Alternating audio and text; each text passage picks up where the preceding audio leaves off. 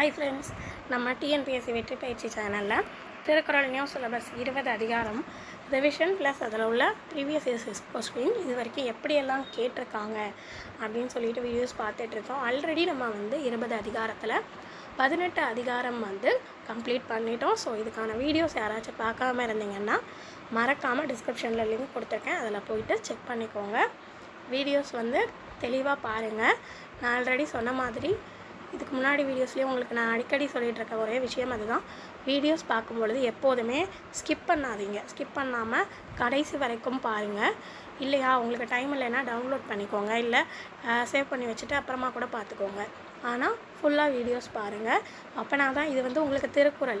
So ஒவ்வொரு குறளும் நீங்கள் அந்தந்த குறளுக்கான மீனிங் எப்படி இது வரும் அப்படின்னு சொல்லி ஒவ்வொரு குறளுக்கும் விளக்கம், ப்ளஸ் அதில் எப்படியெல்லாம் உங்களுக்கு இது வரைக்கும் கொஷின்ஸ் இது வரைக்கும் கேட்டிருக்காங்க, எந்த மாதிரி கேட்பாங்க அப்படின்ற ஐடியாஸ் எல்லாமே நான் ஒவ்வொரு குறளுக்கும் இது வரைக்கும் கேட்டிருக்கேன், எல்லாத்துக்குமே ஷேர் பண்ணியிருக்கேன். ஸோ அது நீங்கள் பார்த்தீங்கன்னா தான் உங்களுக்கு அது புரியும். ஒரு குறளை படிச்சுட்டா மட்டும் நம்மளால் ஆன்சர் பண்ணிட முடியாது. இந்த மாதிரி மீனிங் இருக்கா இந்த குறளுக்கு, அப்போ இதுலேருந்து நமக்கு இது வரைக்கும் எப்படி கேட்டிருக்காங்க, இல்லை எந்த மாதிரி கேட்கலாம் அப்படின்ற ஒரு ஐடியாஸும் நமக்கு வேணும். ஸோ அந்த மாதிரி ஒவ்வொரு குறளுக்கும் நான் ஷேர் பண்ணியிருக்கேன். ஸோ மறக்காமல் ஃபுல்லாக பாருங்கள். பார்க்குறீங்க அதே மாதிரி லைக் பண்ணிக்கோங்க. ஏன்னா நீங்கள் கொடுக்குற ஒவ்வொரு லைக்கும் எனக்கான ஒவ்வொரு சப்போர்ட் அடுத்தடுத்த என்னோடய வீடியோஸ்க்கு ரொம்பவே எனக்கு என்கரேஜ்மெண்ட்டாக இருக்கும். ஓகேவா? ஸோ மறக்காமல் லைக் பண்ணிவிட்டு பாருங்கள். அண்ட் உங்கள் ஃப்ரெண்ட்ஸ் யாராவது எக்ஸாம் ப்ரிப்பேர் பண்ணுறாங்கன்னா அவங்களுக்கும் இதை ஷேர் பண்ணி விடுங்க. அண்ட் மறக்காமல் இருக்க நான் சொல்கிற ஒரே டிப் என்னென்னா, இந்த வீடியோஸை ஃபுல்லாக பார்த்து முடிச்சுட்டு அப்படியே க்ளோஸ் பண்ணிடாமல் என்னோடய டெலகிராம் சேனலில் போயிட்டு இன்றைக்கி நம்ம என்ன ரிவிஷன் பார்க்குறோமோ அதுக்கான பிடிஎஃப் உங்களுக்கு நான் ஷேர் பண்ணியிருக்கேன். அதை போய்ட்டு மறக்காமல் ஒரு தடவை ரீகால் பண்ணிக்கோங்க. Telegram channel link description plus channel பேஜில் அவைலபிளாக இருக்கும். ஸோ உடனே அந்த ரிவிஷனை பார்த்துட்டு உடனே அதை நீங்கள் ரீகால் பண்ணுறது மூலமாக இந்த குறளை என்னென்ன நம்ம பார்த்துருக்கோன்றது மறக்காமல் இருக்க உங்களுக்கு ரொம்பவே இது யூஸ்ஃபுல்லாக இருக்கும். சரி, வாங்க இன்றைக்கான அதிகாரம் என்னென்னு பார்க்கலாம். இன்றைக்கி நட்பாராய்தல் அப்படின்ற அதிகாரம் பார்க்க போகிறோம். முதல் குறள் நாடாது நட்டலிற் கேடில்லை நட்டபின் வீடில்லை நட்பால் பவர்க்கு. அதாவது ஆராய்ந்து பாராமல் கொண்டிடும் தீய நட்பு அந்த நட்பிலிருந்து விடுபட முடியாத அளவுக்கு கேடுகளை உண்டாக்கும். என்ன சொல்கிறாங்க? நாடாது நட்டலிர், அதாவது ஆராய்ந்து பார்க்காம ஒரு நட்பை, நம்ம தீய நட்பை நம்ம கூட ஏற்படுத்திக்கிட்டோம் அப்படின்னா நட்டபின் வீடில்லை நட்பால் பவர்க்கு. அந்த நட்பிலேருந்து, அந்த தீய நட்பிலேருந்து நம்மளால் அந்த நட்பிலேருந்து விடுபட முடியாத அளவுக்கு அந்த தீய நட்பு நமக்கு என்ன செய்யுமா? கேடுகளை விளைவிக்கும். ஸோ ஒருவரோட நட்பு கொள்ளும் பொழுது அவர்களுடைய பழக்க வழக்கங்கள், அவர்கள் எப்படிப்பட்டவர்கள் தெரிந்து தான் நட்பு கொள்ளணும் அப்படின்ற மாதிரி சொல்கிறாங்க. ஆராய்ந்து பாராமல் ஒரு தீயவர்களோட நம்ம நட்பை கொண்டோம் அப்படின்னா அது நம்மளுக்கு என்ன மாதிரி முடிவை தந்துருமா? அந்த நட்புலேருந்து அவங்க கூட நம்ம விடுபட முடியாத அளவுக்கு நமக்கு கேடுகளை அது உண்டாக்கி விடும் அப்படின்ற மாதிரி சொல்கிறாங்க.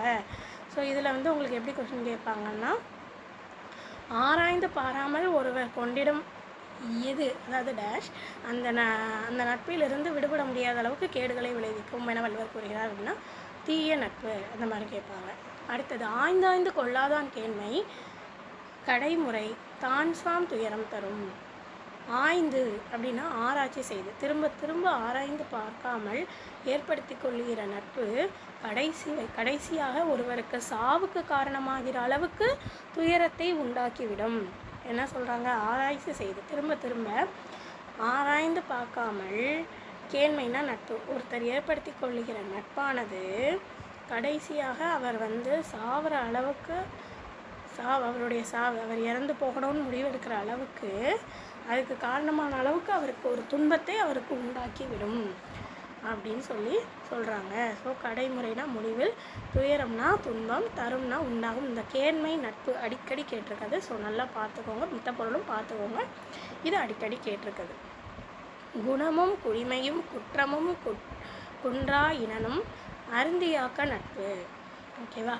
ஸோ இது அடிக்கடி கேட்டிருக்கதான், நல்லா பார்த்துக்கோங்க. ஃபஸ்ட்டு குணமும், அடுத்து குடிமையும் குற்றமும் குன்றா இனனும் அருந்தியாக்க நட்பு. அதாவது குணம் என்ன, அவருடைய குணம் என்ன, குடிப்பிறப்பு எத்தகையது, அவருடைய குற்றங்கள் யாவை, குறையாத இயல்புகள் எவை என்ற அனைத்தையும் அறிந்தே ஒருவருடன் நட்பு கொள்ள வேண்டும். ஸோ இதில் எப்படி கேட்பாங்கன்னா, எதை அறிந்து ஒருவருடன் நட்பு கொள்ள வேண்டும் என வள்ளுவர் கூறுகிறார் அப்படின்னா ஆப்ஷனில் இந்த 4 இருக்கும். ஏதாவது ஒன்றை மட்டும் மாற்றி மாற்றி கொடுத்து இந்த மாதிரி கேட்பாங்க. ஸோ இந்த 4ஐயும் பார்த்துக்கோங்க. அவருடைய குணம், குடிப்பிறப்பு, குற்றங்கள், குறையாத இயல்புகள், இந்த 4ஐயும் நல்லா பார்த்துக்கோங்க. சரியா? அந்த மாதிரி கேட்பாங்க. இனன் அப்படின்னா சுற்றம், அதோடைய பொருள் பார்த்துக்கோங்க. குடிப்பிறந்து தன்கண் பழினானு வானை கொடுத்தும் கொளல் வேண்டும் நட்பு. பழி வந்து சேரக்கூடாது என்ற அச்ச உணர்வுடன் நடக்கும் பண்பார்ந்த குடியில் பிறந்தவருடைய நட்பை எந்த வகையிலாவது பெற்றிருப்பது பெரும் சிறப்புக்குரியதாகும்.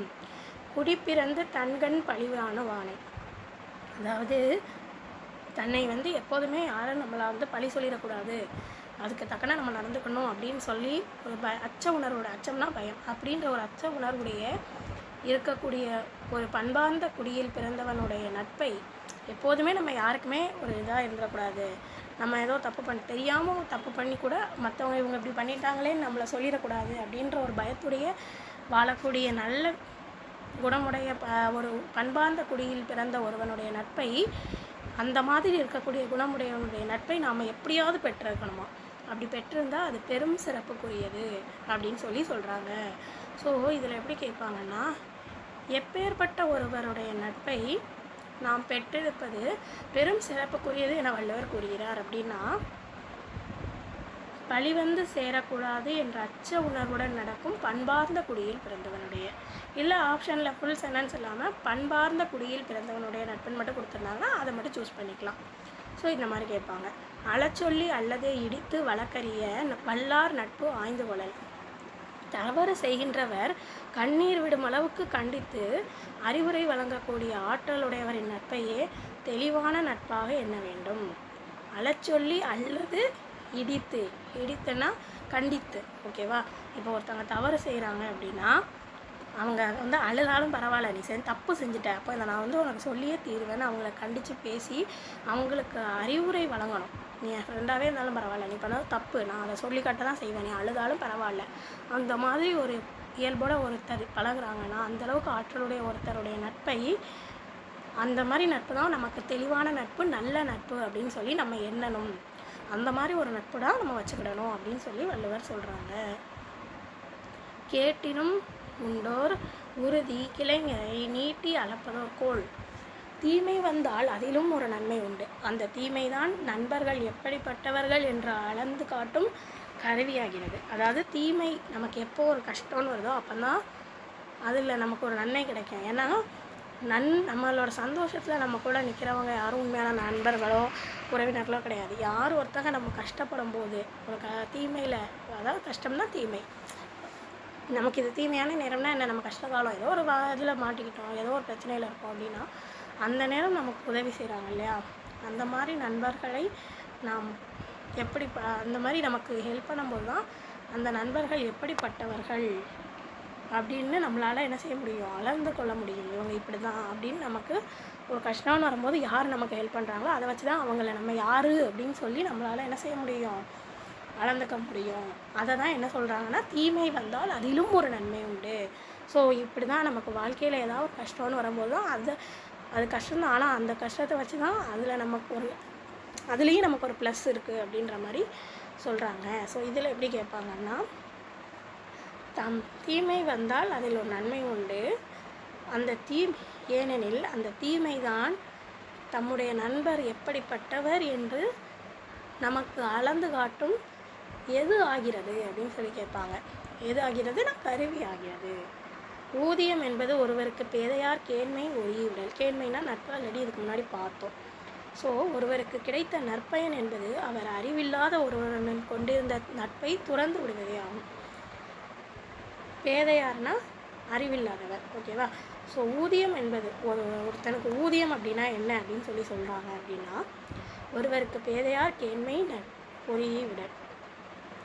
ஒருவனை தான் ஒருவருடன் நட்பு கொண்டிருக்கிறாங்க அப்படின்னா தனக்கு கிடைத்த நற்பயன் அப்படின்னா என்னன்னு சொல்கிறாங்கன்னா, அந்த நட்பு இருக்கு இல்லையா, நம்ம ஒருத்தவங்க கூட நட்பை வச்சுருக்கோம், அந்த ஒருவன் அறிவில்லாத ஒருவன் அப்படின்னா அந்த அறிவில்லாத ஒருவருடன் தான் கொண்டிருந்த நட்பை துறந்து விடுவது தான் அவனுக்கு நற்பயனை விளைவிக்கும். அப்படின்னு சொல்லி சொல்கிறாங்க வள்ளுவர். ஓகேவா? ஸோ இதில் ஊதியம் அப்படின்னா பேர், பொருள் பார்த்துக்கோங்க. உள்ளற்க உள்ளம் சிறுகுவ கொள்ளற்க அல்லற்கண் ஆற்றறுப்பார் நட்பு. ஊக்கத்தை சிதைக்கக்கூடிய செயல்களையும் துன்பம் வரும்போது விலகி விடக்கூடிய நண்பர்களையும் நினைத்து பார்க்காமலே இருந்து விட வேண்டும். என்ன சொல்கிறாங்க? உள்ளற்க உள்ளம் சிறுகுவ கொள்ளற்க அல்லற்கண் ஆற்றுப்பார் நட்பு. அதாவது ஊக்கத்தை, நம்ம எப்போதுமே ஒரு ஊக்கத்தோடு இருக்காங்க ஒருத்தவனா, அந்த ஊக்கத்தை நீ என்ன இவ்வளோ கான்ஃபிடெண்ட்டாக இருக்குது, இதெல்லாம் நடக்காது அப்படின்னு நம்மளுடைய கான்ஃபிடென்ட்டே ஒருத்தர் சிதைக்கிற அளவுக்கு நம்மகிட்ட பேசுகிறான் அப்படின்னா அவனுடைய செயல்களையும் துன்பம் வரும்போது விலகி விடக்கூடிய, இப்போ இவன் கஷ்டத்தில் இருக்கான், அவன் நல்லா ஜாலியாக இருக்கும்போது அவங்க கூட இருப்பாங்க. ஆனால் அதே இது அவன் கஷ்டத்தில் இருக்கும்போது ஐயோ என்னால் முடியாதுன்னு அவனை விட்டு விலகிடுவாங்க. ஸோ அந்த மாதிரியான நண்பர்களையும் நம்ம எப்போதுமே நம்ம லைஃப்பில் என்ன செய்யக்கூடாது, நினைத்தே பார்க்கக்கூடாது அப்படின்னு சொல்லி சொல்கிறாங்க.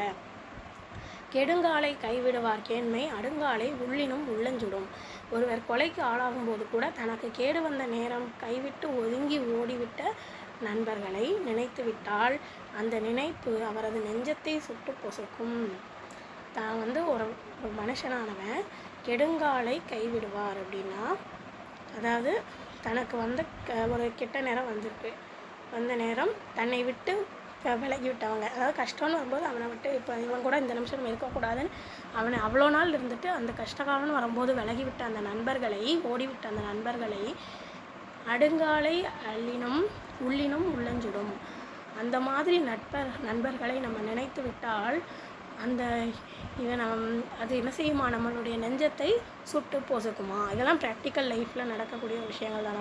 நம்ம ஒரு நண்பர் இருப்பாங்க, ஏதோ ஒரு பிரச்சனையில் மாட்டிட்டு நம்ம ஒரு கொலைப்பழி, இங்கே கொலைக்கு ஆளாகும்போதுன்னு சொல்கிறாங்க, கொலைப்பழிக்கு ஆளாகி ஒருத்தவங்க போயிட்டாங்க, ஊரில் போயிட்டாங்க அப்படின்னா அப்போ என்னாகும், அவங்க கூட இருந்த ஒருத்தங்க அந்த நேரம் பார்க்க அவங்க கூட இல்லாமல் அவங்கள கழட்டி விட்டுருவாங்க.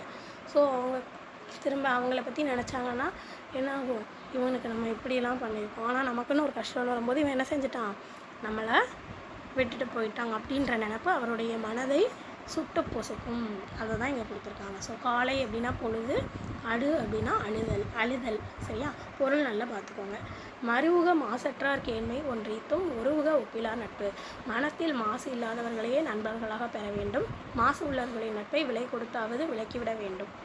என்ன சொல்கிறாங்க? மறுவுக மாசற்றார் கேண்மை. மனத்தில் ஒருத்தன் யார் மனசில் மாசு இல்லையோ, அதாவது மாசுனா குற்றம் இல்லையோ அந்த மாதிரி உள்ளவர்களையே நாம் நண்பர்களாக பெற வேண்டும். ஒன்றித்தும் ஒருக ஒப்பிலார் நட்பு. அந்த மாதிரி மாசு இருந்தது அப்படின்னா அந்த மாதிரியான நண்பர்களை விலை கொடுத்தாவது நம்ம என்ன செஞ்சிடணும், விளக்கிடணும் நம்ம லைஃப்பில் இருந்து அப்படின்னு சொல்லி வள்ளுவர் சொல்கிறாங்க.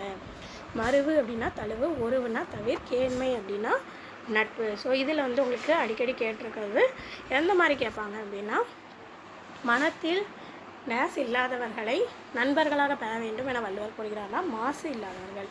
அதே மாதிரி மனதில் மாசு உள்ளவர்களின் நட்பை டேஸ் கொடுத்தாவது விலக்கிவிட வேண்டும் என வள்ளுவர் கூறுகிறார் அப்படின்னா விலை கொடுத்தாவது. ஸோ இந்த மாதிரிலாம் கேட்பாங்க. ஸோ மறக்காமல் லைக் பண்ணிக்கோங்க. நீங்கள் கொடுக்குற ஒவ்வொரு லைக்ஸும் எனக்கான சப்போர்ட். அண்ட் மறக்காமல் சப்ஸ்கிரைப் பண்ணிட்டு பாருங்கள். அப்படின்னா தான் அடுத்தடுத்த நோட்டிஃபிகேஷன் உங்களுக்கு கிடைக்கும். அண்ட் இப்போ நம்ம இன்னும் ஒரு அதிகாரம் தான் இருக்குது. அதை கம்ப்ளீட் பண்ணதுக்கப்புறம் உங்களுக்கு என்ன டாபிக் ரிலேட்டடாக வீடியோ தேவைப்படுதுன்னு சொல்லி நீங்கள் கமெண்டில் மென்ஷன் பண்ணிங்கன்னா அந்த வீடியோஸை நம்ம அடுத்தது ஷேர் பண்ணிகிட்டே இருக்கலாம்.